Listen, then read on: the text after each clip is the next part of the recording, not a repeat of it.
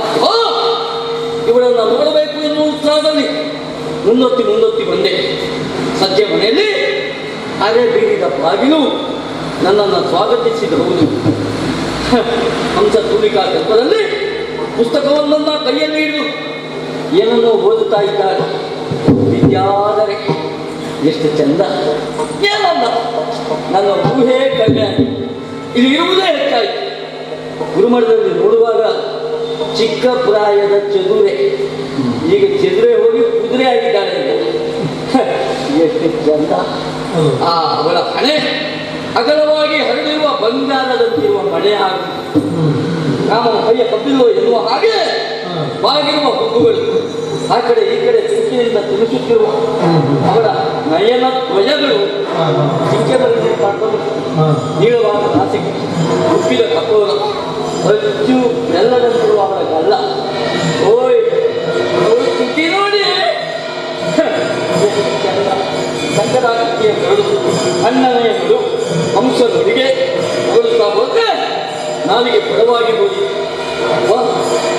ಸಾವಿರ ನಕ್ಷತ್ರಗಳ ಮಧ್ಯದಲ್ಲಿ ಮಿಂಚು ಪಂಚಮಿನ ಹಾಗೆ ಮಿಂಚು ತಿನ್ನುವಂತಹ ಇವಳು ನನ್ನ ನೋಡ್ಬೇಕು ಅಂತಾದ್ರೆ ಇಲ್ಲಿಯೇ ನಿಂತು ಮಾತಾಡುವುದಲ್ಲ, ಅವಳ ದೃಷ್ಟಿ ನನ್ನಲ್ಲಿ ಕೊಡುವಂತೆ ಆಗಬೇಕು ಅಂತಾದ್ರೆ ಇಲ್ಲ ಆ ಕಡೆ ಈ ಕಡೆ ಓಡಾಡಬೇಕು.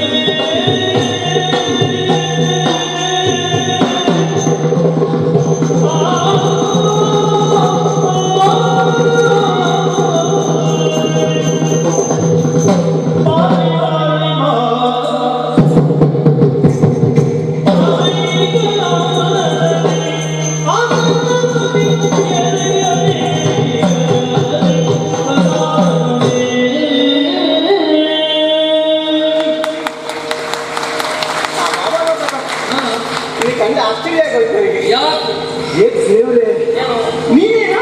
ನಾನೇ ನಾನು ಕಲ್ಪನೆ ಇರಲಿಲ್ಲ, ಹಾ, ಕನಸು ಕಾಣೋದಕ್ಕೆ ಸಾಧ್ಯ ಇಲ್ಲ. ಯಾಕೆ ಮಂತ್ರಿ ಮಕ್ಕಳು ನೀನು, ಹೌದು ಮಂತ್ರಿಗಳ ಮಕ್ಕಳೆಲ್ಲ ಹೀಗೆ ಹಾ. ಬಾಗಿಲಲ್ಲಿ ಬಂದು ಕಾಯುವ ಸಂದರ್ಭ ಉಂಟ?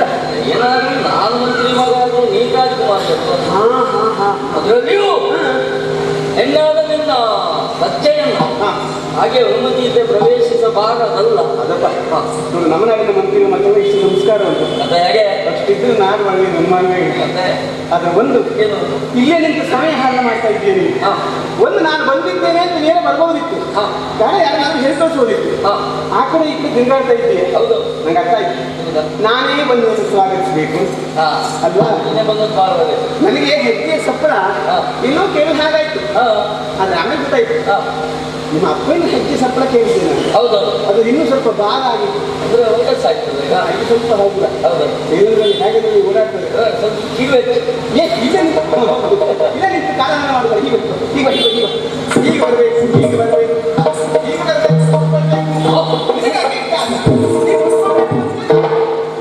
ಅಪ್ಪ ಅಲ್ಲ ಈಗ ಹೇಗೆ ಹಾ. ನಾಗಕಲ್ಪ ಪ್ರತಿಷ್ಠೆ ಮಾಡಿದಾಗ ಅಂದ್ರೆ ಹಾಗಂದ್ರೆ ಈ ಆಸನ ನಿನಗಾಗಿ ಹೇಳಿ ಮಾಡ್ತಿದ್ದಾರೆ. ಹಾಗೆ ಹಾಗೆ ಇದು ಕುಡಿತೇನಾ? ಅದೇ ಫಸ್ಟ್ ನಾಟಕ ಮಾಡ್ಕೊಂಡಿದ್ದೀನಿ. ಬೇಡ. ಇದು ಪ್ರಥಮ ಕುಡಿಯೋದು ಹೀಗೆ ಮಾಡುತ್ತೆ. ಹಾಗಲ್ಲ. ಅಯ್ಯೋ ನನಗೆ ವಿಷಯ ಗೊತ್ತಿಲ್ಲ. ಏನು ಗೊತ್ತಿಲ್ಲ? ಇತ್ತೀಚೆಗೆ ನಾನು ಒಂದು ಅಭ್ಯಾಸ ಮಾಡ್ಕೊಂಡಿದ್ದೆ. ಏನು? ನಾನು ಮನೆಯಿಂದ ಹೊರಡುವಾಗಲೇ ಕುತ್ಕೊಂಡೇ ಹೊರಡ್ಬಿಡ್ತೆ. ಯಾಕೆ ಹೇಳು? ಯಾಕೆ ಹೋದದೆಲ್ಲ ನಮ್ಗೆ ಬೇಕಾದಂತೆ ಸಿಗ್ತದೆ ಅಂತ ಕೇಳಿಕ್ಕಾಗುದು. ನಂಗೆ ಅರ್ಥ ಆಯ್ತು. ಇದು ಯಾಕೆ ಒಳಗಿಲ್ಲ ಬೇಗ ಅಂತ ತಿನ್ಲಿಕ್ಕೆ ಬೇಕೇನಾ? ನಾನು ಒಂದು ಅಭ್ಯಾಸ ಮಾಡ್ಕೊಂಡಿದ್ದೆ. ಏನು? ಕುಡಿಯುವಾಗಲೇ ತಿನ್ನು, ಮತ್ತು ತಿನ್ನುವುದಿಲ್ಲ, ಮತ್ತು ತಿನ್ನುವುದಿಲ್ಲ, ಕುಡಿಯುವಾಗಲೇ ತಿಂತೆ. ಆಮೇಲೆ ಮತ್ತೆ ಹಾಗೆ ತಾಂಬೂಲ ಮಧು ಅಂತ ಮಧುವ ವಿಮಲ ಬೇಡ ಬೇಡ. ಅಂದ್ರೆ ಮಾತಾಡೋದು ತೊಂದರೆ ಆಗ್ತದೆ. ಈಗ ಬೇಡ. ಅದೇ ಅವರು ನಮ್ಮ ಸಖಿ ವಿಮಲ ಇದ್ದಾರೆ, ಜೇತುಪ್ಪ ಕೇಸರಿ ಕೇಸರಿ. ಯಾಕೆ ಕಣ ಕಣದಲ್ಲಿ ಕೇಸರಿ ಹೌದು. ವಿಮಲ. ಬೇಡ ಬೇಡ ಈಗ ಬೇಡ.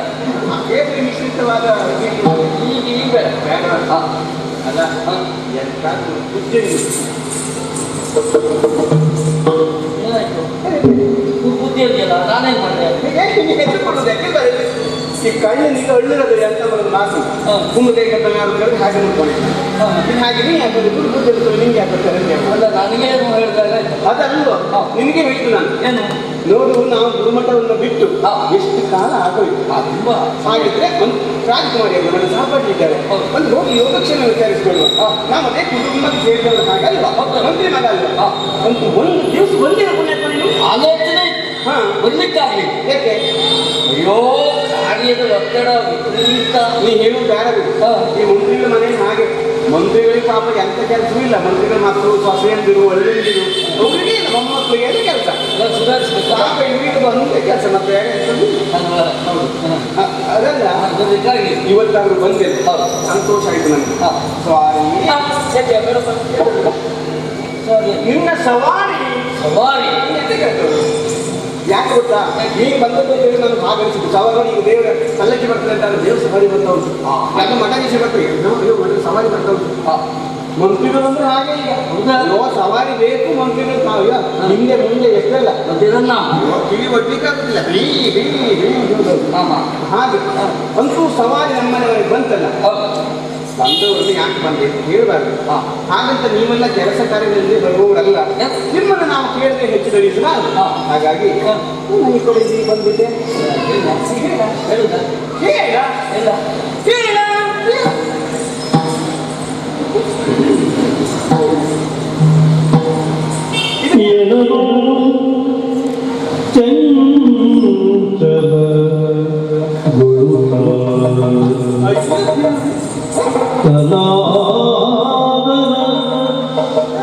ಮನದಿ ಶಂಕೆಯ ತಾಳುತ್ತ ಕಲಾದ ಮನದಿ ಶಂಕೆಯ ತಾಳುತ್ತ ವನರಾಜಿನ ಪರಿಣಯದಲ್ಲಿ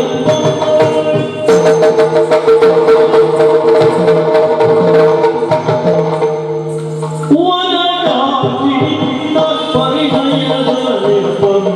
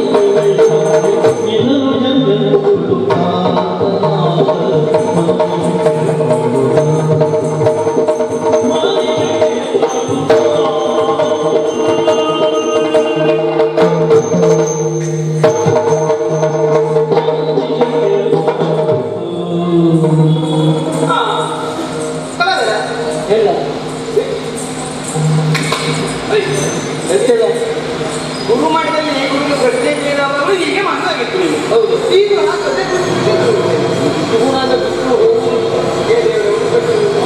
ಅವರು ಹಾಗಲ್ಲ ಸ್ವಲ್ಪ ಗಡಿಬಿಡಿ ಆಗುತ್ತಾನೆ.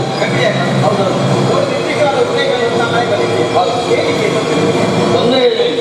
ಯಾಕೆಂದ್ರೆ ನನ್ನ ಸಹಪಾಠಿನಿ, ನನ್ನ ಬೋಳಿಗೆಯವರು, ನನ್ನ ನಿನ್ನನ್ನೇ ಬೇಕಾದಷ್ಟು ಸಗಣಿ ಉಂಟು. ಹಾಗಾಗಿ ಎಚ್ಚರ ಮಾಡ್ಕೊಳ್ಬೇಡ, ಎಚ್ಚರ ಮಾಡ್ಕೊಳ್ಬೇಡ. ವಿದ್ಯಾಲಯ ಹೊರಗಡೆ ಎಲ್ಲ ನಿನ್ನಂತೆ ಪ್ರಚಾರ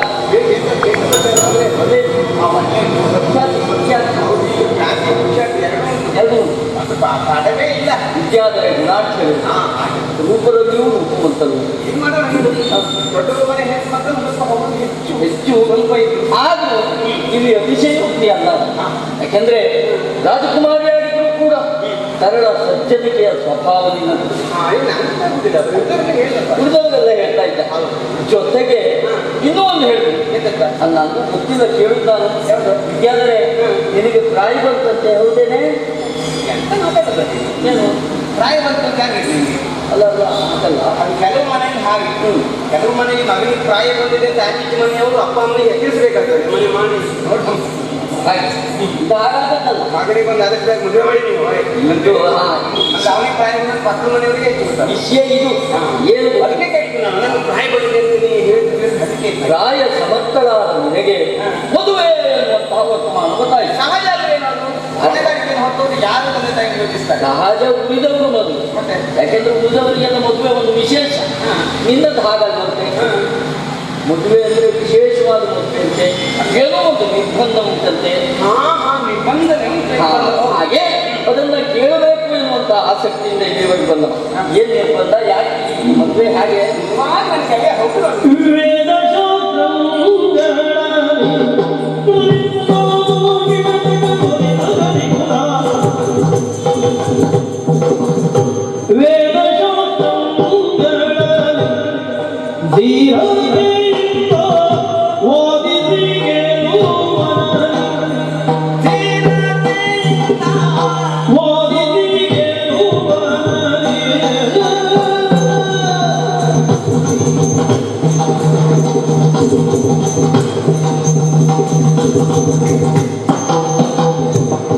ವೇದ ಭಾವ ವಿದ್ಯುಕ್ತವಾಗಿದೆ,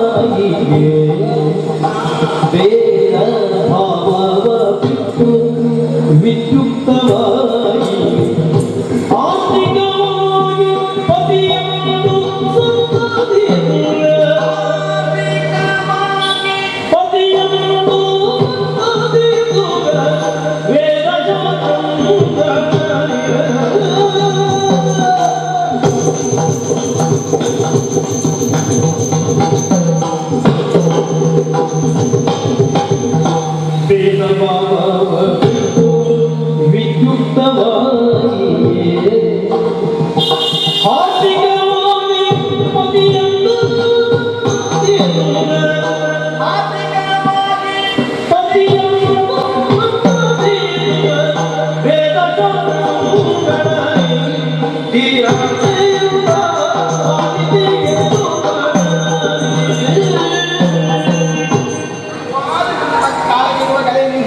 ಅಲ್ವಾ? ನನಗೆ ಈಗ ಅರ್ಥ ಆಯ್ತು.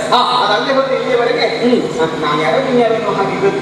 ನನ್ನ ಮದುವೆ ವಿಷಯ ಕೇಳಿದವಾಗ ಅಷ್ಟು ಆಸಕ್ತಿಯಿಂದ ನಾನೇ ತಿಳಿಯಬೇಕು ನಡ್ಕೊಳ್ಳಿಕ್ಕೆ ಆಗಲಿಲ್ಲ ನನಗೆ. ಅದಲ್ಲ ಕೇಳಬೇಕು ಈವರೆಗೆ ಬಂದಿಲ್ಲ. ಹಾಗಾಗಿ ನಾನು ಹೌದು ನೋಡು, ಈ ಮದುವೆ ಎನ್ನುವಂಥದ್ದು ಜೀವನದಲ್ಲಿ ವಿಶೇಷವಾದ ಒಂದು ಪರಮ ಮುಖ್ಯವಾದ ಘಟ್ಟ. ಹೌದಾ? ಹೆಣ್ಣಿಗಾಗಲಿ ಗಂಡಿಗಾಗಲಿ. ಹಾಗಾಗಿ ಹೆಣ್ಣು ಗಂಡಿನ ಆಸಕ್ತಿ ಒಂದೇ ಆಗಿರಬೇಕು. ಗಂಡಿನ ಆಸಕ್ತಿ ಒಂದು, ಹೆಣ್ಣಿನ ಆಸಕ್ತಿ ಒಂದು ಅಂದ್ರೆ ಎತ್ತು ಏರಿಗಳಿತ್ತು, ಕೋಣ ನೀರಿಗಳಿತ್ತು ಅಂತ ಅಲ್ವಾ? ಹಾಗಾಗಿ ನನ್ನ ಆಸಕ್ತಿ ನನ್ನವನ ಆಸಕ್ತಿಯು ಆದರೆ ಹೊಂದಾಣಿಕೆ ದಾಂಪತ್ಯ ಸಾಧ್ಯ ಅಲ್ವ? ಆ ಕಾರಣಕ್ಕಾಗಿ ನಾನು ನನಗೆ ಹೇಳಿ ವೇದಶಾಸ್ತ್ರಗಳ ಕುರಿತಾಗಿ ನನಗಿರುವಂತಹ ಆಸಕ್ತಿ ರೀತಿಯ ಹುಚ್ಚು ಹೇಗೆ ಗೊತ್ತು. ಹೌದು. ಹಾಗಾಗಿ ಅದೇ ಹುಚ್ಚಿನ ಹೊಂದಿರುವಾಗ ನನ್ನ ಕೃಷಿಯನ್ನು ಕಲಿಸುವಾಗ ಅಂದ್ರೆ ವೇದಶಾಸ್ತ್ರದ ಕುರಿತಾಗಿ ಜ್ಞಾನದ ಕೃಷಿ. ಹೌದು, ಜ್ಞಾನ ಕೃಷಿಯನ್ನು ಕಲಿಸುವಂತಹ ಹುಡುಗನ್ಯಾರು ಆಯ್ಕೆ ಮಾಡುವುದು ಹೇಗೆ? ವೇದಶಾಸ್ತ್ರಗಳ ಕುರಿತಾಗಿ ನಾನು ಕೇಳುವಂತಹ ಯಾವೆಲ್ಲ ಪ್ರಶ್ನೆಗಳಿಗೆ ಉತ್ತರಿಸುವುದಷ್ಟೇ ಅಲ್ಲ, ಮರು ಪ್ರಶ್ನಿಸಿ ನನ್ನನ್ನು ನಿರುತ್ತರನ್ನಾಗಿಸುವ ಒಬ್ಬ ಪಂಡಿತನನ್ನು ಮದುವೆ ಆಗ್ತೇನೆ ಅಂತ ಇದೇ ತರಹ ಇರ್ತದೆ ಅಷ್ಟೇ. ಸರಿ ಸರಿ ಸರಿ. ಹಾ. ನಿನ್ನ ಮಾತಿಗೆ ತೊಂದರೆ ಇಲ್ಲ, ಸಮಾಧಾನವಾಯಿತು. ಅಭಿರುಚಿ ಒಂದೇ ಆಗಿರಬೇಕು ಎನ್ನುವುದು ಉದ್ದೇಶ. ಅದೊಂದು ಈ ವಿಷಯವನ್ನು ಸ್ವಲ್ಪ ಯೋಚನೆ ಮಾಡಿ ಹೆಚ್ಚಿಡಬೇಕು. ಯಾಕೆಂದ್ರೆ ಒಂದು ಮದುವೆ ಹೌದು ಅಥವಾ ಎಷ್ಟು ಯೋಚಿಸಿದ್ರು ಕಡಿಮೆ ಕಡಿಮೆ. ಅದಕ್ಕಾಗಿ ಮಂತ್ರಾಲೋಚನೆ ಒಂದು ಮಕ್ಕಳು ಇರಬೇಕು, ಮದುವೆ ಇರಬೇಕು. ಯಾಕೆ ಮಂತ್ರಾಲೋಚನೆ ಆಗ್ಬೇಕು ಅಂತ. ಈ ಮದುವೆ ವಿಷಯದಲ್ಲಿ ನಿನ್ನ ಗೆಳೆಯನಾಗಿ ನನ್ನ ಒಂದೆರಡು ಅನಿಸಿಕೆಗಳನ್ನು ಹಂಚಿಕೊಳ್ಬೋದು. ಅಯ್ಯೋ ಖಂಡಿತವಾಗಿ ಗೆಳೆಯಬೇಕು ಅಲ್ವಾ? ಹೌದು. ಇದಲ್ಲ ಯಾಕಂದ್ರೆ ಏನು ಬದುಕಿಗೆ ಕೇವಲ ಜ್ಞಾನ ಒಂದು ಇದ್ದರೆ ಆಗಿತ್ತು. ಪುಸ್ತಕದ ಬದನೆಕಾಯಿ ಪದಾರ್ಥಕ್ಕೆ ಬರುವುದಿಲ್ಲ ಅಲ್ವಾ?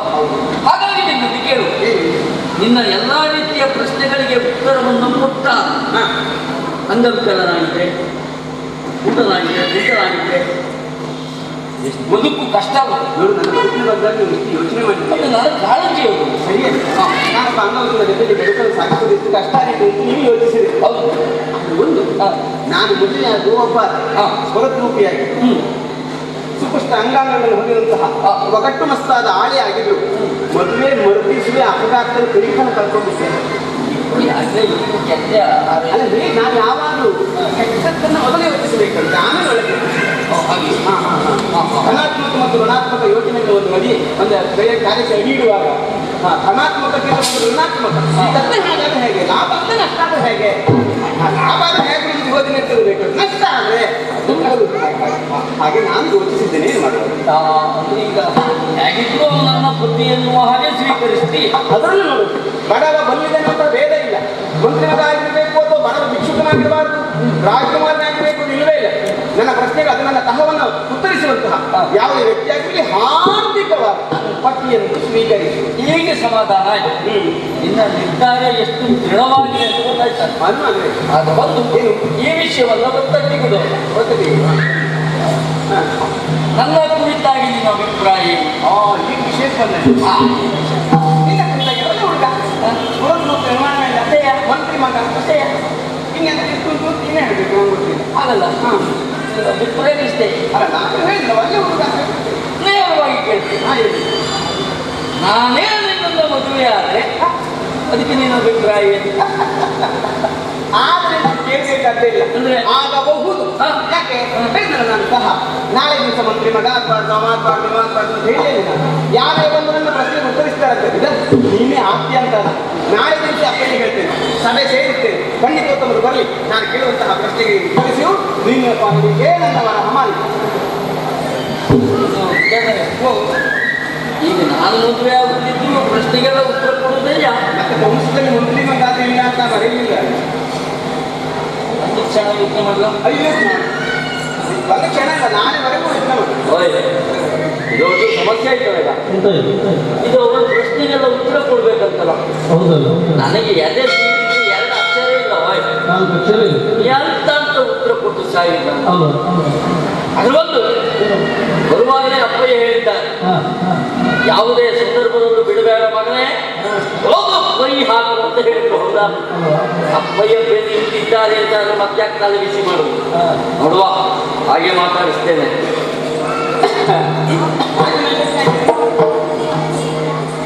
ಹೇ ಮನೋಹರ ಇತ್ತನಿ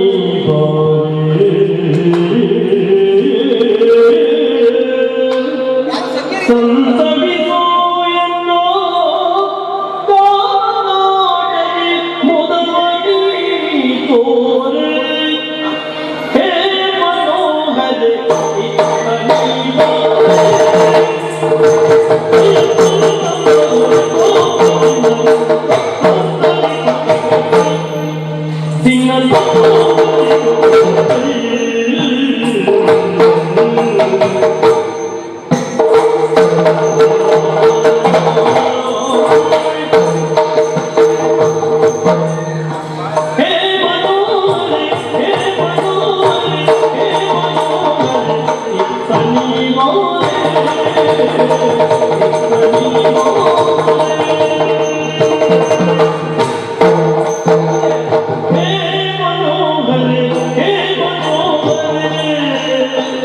Hey,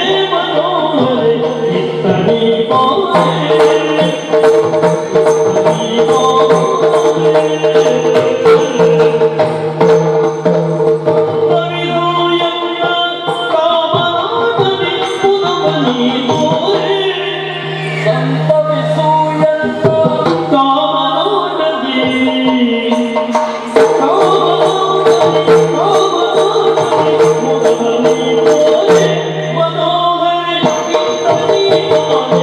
ಸಂತವಿಸಿ ಮುದಮನಿ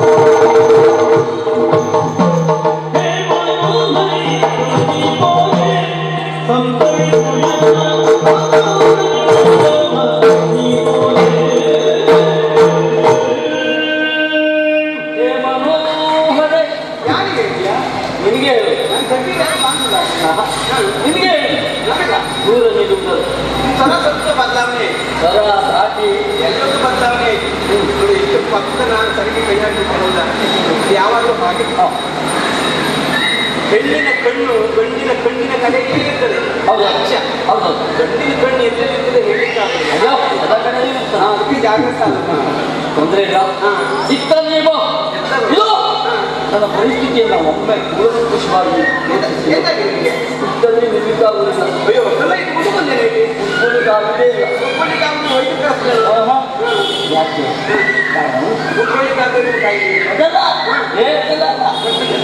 ಕ್ರೂರನಾದಂತಹ ಅನಂಗನ ಶರದ ಹೊತ್ತಿಗೆ ಒಳಗಾದವ ನಾನು. ಹಾಗಾಗಿ ನನ್ನ ದೇಹದಲ್ಲಿ ಏರುತ್ತಿರುವಂತಹ ಈ ತಾಪ ಅದನ್ನು ಸರಿ ಮಾಡಬೇಕು ಅಂತಾದರೆ ಅದು ನಿನ್ನಿಂದ ಮಾತ್ರ ಸಾಧ್ಯ. ನನ್ನ ತನುವಿಗೆ ತನುವನ್ನು ಒಟ್ಟಿ ಸುಖವನ್ನು ನೀಡು ಬಾಯಿಗೆ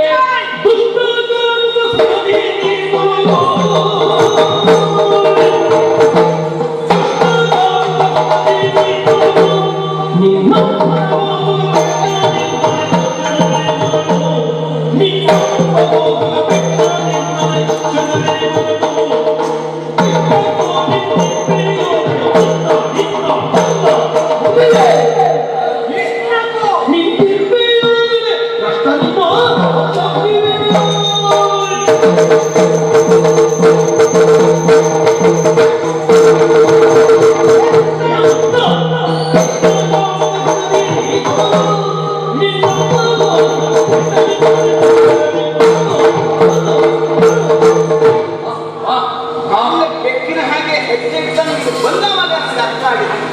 ಈ ಮಂತ್ರಿಗಳ ಮಕ್ಕಳೆಲ್ಲ ಒಳ್ಳೆ ಕೆಲಸಕ್ಕೆ ಹೀಗೆಲ್ಲ ಬರುವುದಿಲ್ಲ. ಅವರೇ ಆಗಿ ಹೊರತಾದ ಸ್ವಾರ್ಥವನ್ನು ಈಡೇರಿಸಿಕೊಳ್ಳಿಕ್ಕೆ ಅಥವಾ ಮನೆಹಾನಿ ಮಾಡಲಿಕ್ಕೆ ಬಹುದು. ಎಲ್ಲ ದುಷ್ಟ ನಿನ್ನ ಆಲೋಚನೆ ಏನು ನನಗೆ ಈಗ ಅರ್ಥ ಆಯಿತು.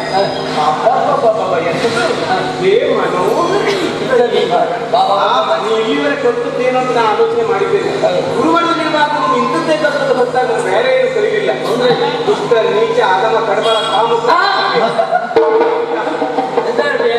ನೀಚ ಆಗಮ ಕಡಬಳ ಕಾಮುಕ ಹಾಪಿ ಇದೆಲ್ಲ ಕೇಳಿ ಶಬ್ದ ಮಧ್ಯ ಒಂದು ಕೆಟ್ಟವರಿಗೆ ಹೇಳೋದೇ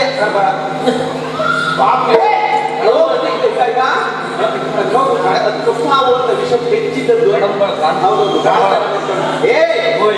ಒಳ್ಳೆ ಮಾತು ಬಂದ ಹಾಗ ಹೋದ್ರೆ ಕೆಟ್ಟ ಮಾತಾಡುವುದಿಲ್ಲ. ಒಂದ್ಸರಿ ಕೆಟ್ಟ ಮಾತು ಮಾತಲ್ಲ ಕೈಯಲ್ಲಿ ಕೊಡ್ತೇವೆ. ಅಲ್ಲ ಜಾಸ್ತಿ ಕೊಡ್ತೇವೆ.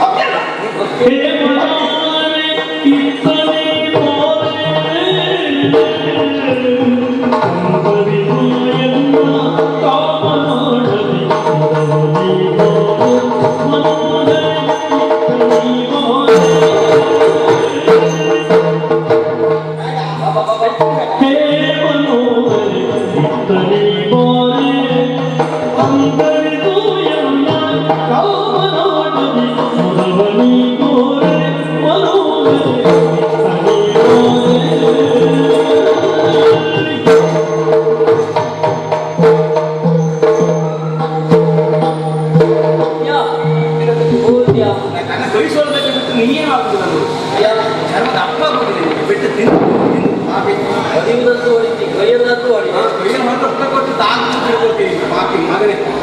ಮದುವೆ ಹುಚ್ಚಿಟ್ಟೆ ನನಗೆ ಈಗ ಗೊತ್ತಾಯ್ತು.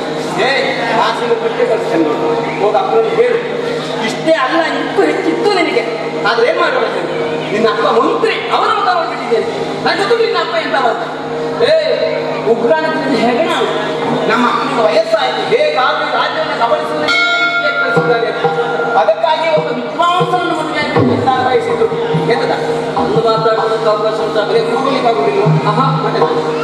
ಮತ್ತೆ ಎಂತದ ವಿದ್ಯಾರ್ಥಿಗಳೇ, ಇಲ್ಲಿಯವರೆಗೆ ಯಾರು ನೀವು ಈ ರೀತಿಯಾಗಿ ಕೇಳಿಕೊಂಡವ ನಾನು ಇಲ್ಲ. ಎಂತ ದರ್ಶನ ಬಂದನ ನಿಧಾನ ಮಾತಾಡಿ, ದೇವರು ಬಂದ್ರು ಹಾಗೆ ನಿಧಾನ ಇಪ್ಪತ್ತನೇ ಕಾಯ್ದಿದೆ ನೀನು. ನಿನ್ನಲ್ಲಿ ಕೇಳಿಕೊಡ್ತಾ ಇದ್ದೇನೆ. ಮನ್ಸು ಇದ್ರೆ ಮಾಡಿ. ಮತ್ತು ನಮ್ಮನೆ ಕಡೆ ಮುಖ ಹಾಕೊಂಡು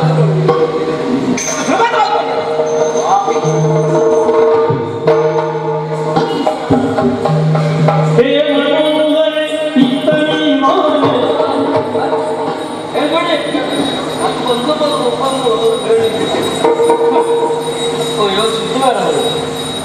ಯಾವ ಜಾತಿ ಹೊಡಿಕೆ ಮಾಡೋದು? ಈ ಜಾತಿಯೆಲ್ಲ ಹೊಡಿಕೆ ಗೊತ್ತಲ್ಲ. ಹಾಗಲ್ಲ ಹಾಗೆ ನನ್ನ ಅಪ್ಪಯ್ಯ ಹೇಳಿ ಉತ್ಸಾಹದಲ್ಲಿ ಬಂದು ಈ ರೀತಿಯಾಗಿ ಮಾಡಿಬಿಡ್ತಲ್ಲ. ಅದ್ರ ಒಂದು ಆಗ ಹೋದ್ರು ಮರ್ಯಾದೆ ಇತ್ತು. ಹೌದೌದು. ಯಾಕೆ ಗೊತ್ತುಂಟ, ಅವತ್ತು ಅವಳು ಹೊಡೆದಷ್ಟು ಇವತ್ತು ಇವಳು ಹೊಡಿಲಿಲ್ಲ ನಾನು. ಅದು ಸುಮಾರು ಐತೆ, ಅದು ಗೊತ್ತಾಗಿಲ್ಲ. ಬಿಡಿ, ಏನೇ ಇದ್ರು ಅವಮಾನ ಮಾಡಿದ್ದಾಳೆ ಅಂತಾದ್ರೆ ಸುಮ್ಮನೆ ಬಿಡುವುದಲ್ಲ. ವಿದ್ಯಾಬರೇ ಬದುಕು ಕಣ್ಣೀರ ಪಾಡಿಯಾಗಿ ಹರಿಯಬೇಕು ಅಂತಾದ್ರೆ ಇಲ್ಲಿ ನಡೆದಿದ್ದಲ್ಲ. ಒಂದಕ್ಕೆ 9 ಮಾಡಿ 10 ಅಂತ ಹೇಳ್ಕೊಡ್ತೇನೆ.